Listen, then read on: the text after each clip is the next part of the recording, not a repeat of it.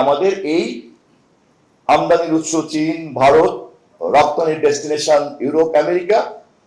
এবং আমার রেমিটেন্সের উৎস হচ্ছে মধ্যপ্রাচ্য,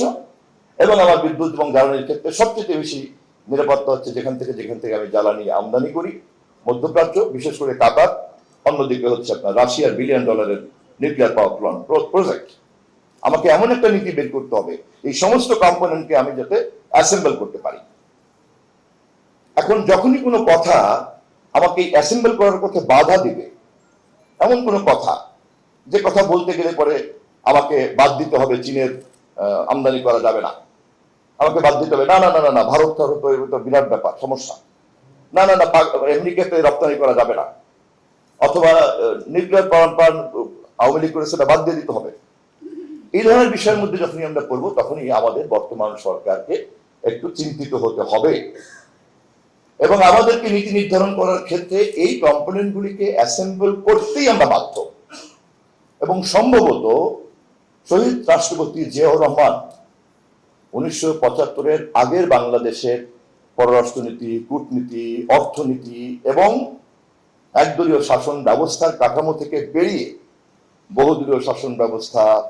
পশ্চিমমুখী অর্থনীতি, আন্তর্জাতিক দাতা সংস্থার কাছে গ্রহণযোগ্যতা, মুসলিম বিশ্বের কাছে গ্রহণযোগ্যতা এবং সর্বশেষ বৃহৎ প্রতিবেশী ভারতকে সাথে নিয়ে সার্ক গঠন করা, দ্বিপাক্ষিক সমস্যাটাকে একটা আঞ্চলিক বহুপাক্ষিক সমস্যার মধ্যে রূপান্তরিত করা, এই সবটা মিলেই কিন্তু শহীদ রাষ্ট্রপতি জিয়াউর রহমান। এবং এই কাজটা উনি করতে পেরেছেন কি কারণে, কিভাবে? তার জন্য যে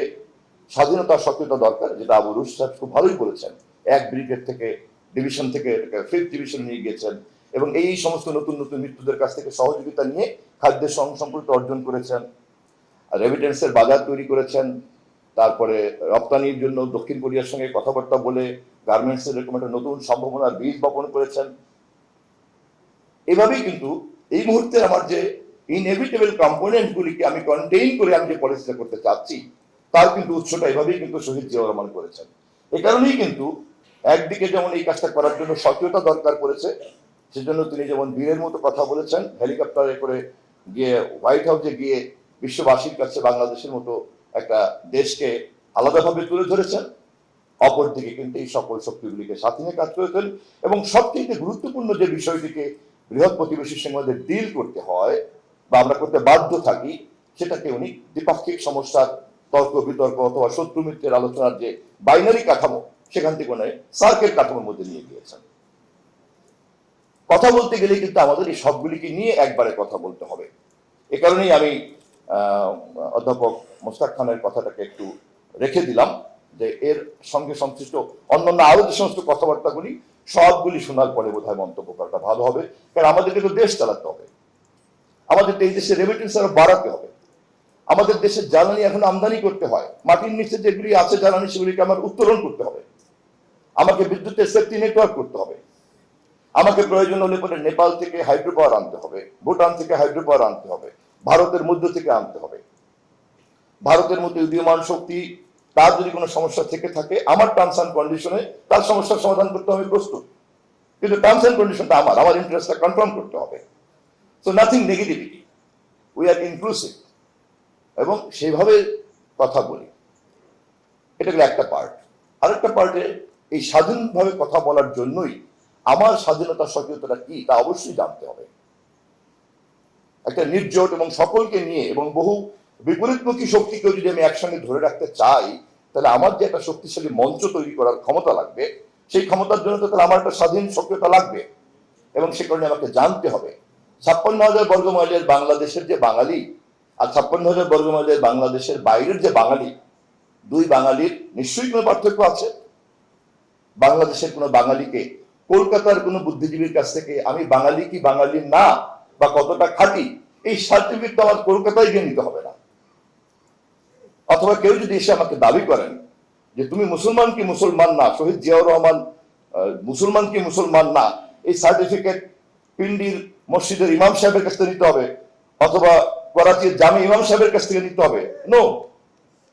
তো বাঙালিত্বের জন্য আমার যেমন কলকাতার সার্টিফিকেট নিতে হয় না, আমাকে মুসলমানিত্বের জন্য কিন্তু পিন্ডি করাচির কোনো সার্টিফিকেট আমার দরকার পড়ে না। এটাই হলো বাংলাদেশ।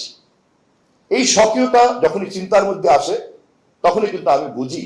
যে আমার স্বকীয়তা কতটুকু এবং আমার স্বকীয়তায় কে কে সম্মান করে মর্যাদা দেয়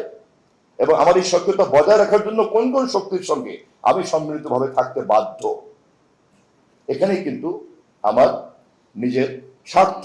ভিত্তিক একটা বৃহত্তর ঐক্যের দ্বার সবসময় উন্মুক্ত থাকে। শহীদ জিয়া রহমান কিন্তু তাই করেছেন এবং করেছেন বলেই কিন্তু সঞ্জীব রেড্ডি ভারতের প্রেসিডেন্ট, তাকে যখন ভারতের